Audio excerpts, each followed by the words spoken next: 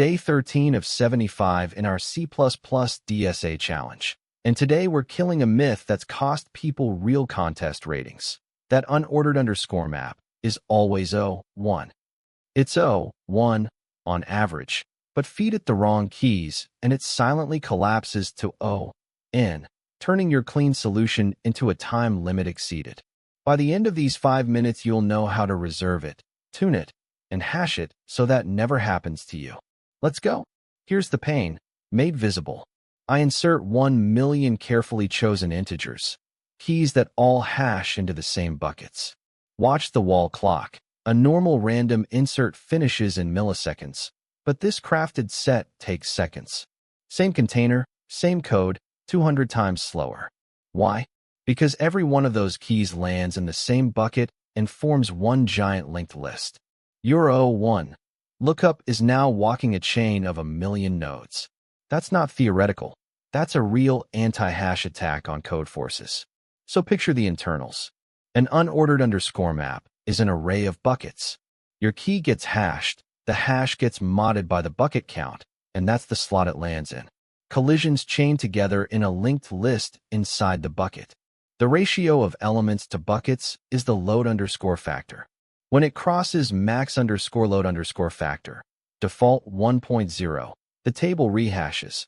It allocates a bigger bucket array and reinserts everything.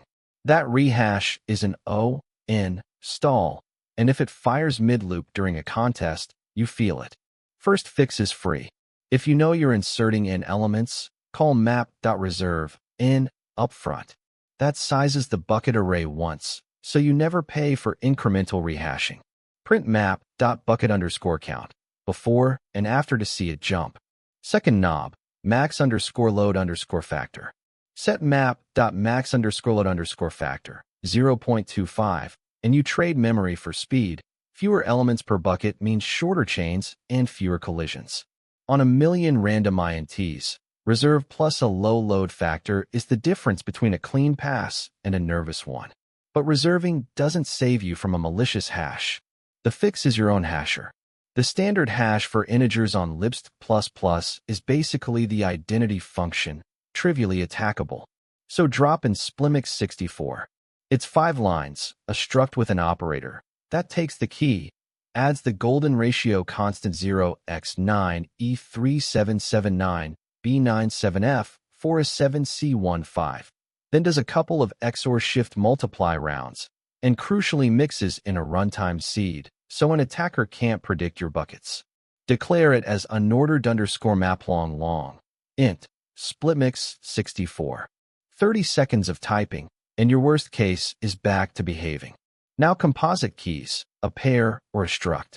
There's no default hash for std pair, so the compiler rejects it. You write a custom one, and the right pattern is hash underscore combine. Hash each field, then fold them together with that same golden ratio constant and a shift. Seed caret equals h plus 0x9 E3779 B9 plus seed 6 plus seed 2. FNV 1A works too for byte sequences. Don't just XOR the two field hashes together. Symmetric keys like 3, 5, and 5, 3 will collide, and pair hashes are a classic place that bites people in interviews.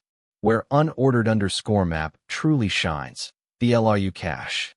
You pair an unordered underscore map int, list iterator with a std, list of key value pairs.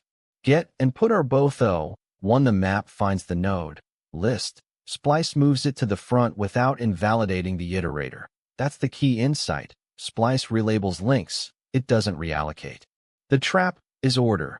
When you evict, erase from the map using the backnode's key before you pop the list, or you're left with a dangling iterator. Map would cost you a log factor here for nothing. And the one case to walk away.